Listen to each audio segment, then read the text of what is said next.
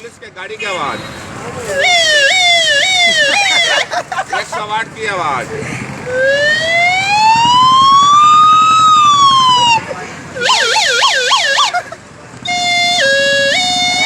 Ambulance. एक कुत्ते की आवाज, जो कुत्ते के पत्थर मारते हैं।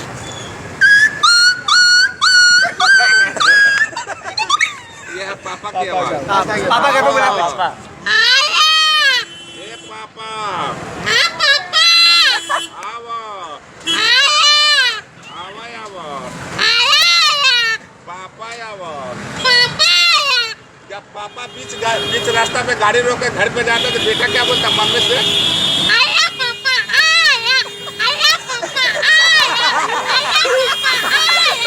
अभी तो सब रहती है, बेटा को मारते, बेटा कैसा रोता है?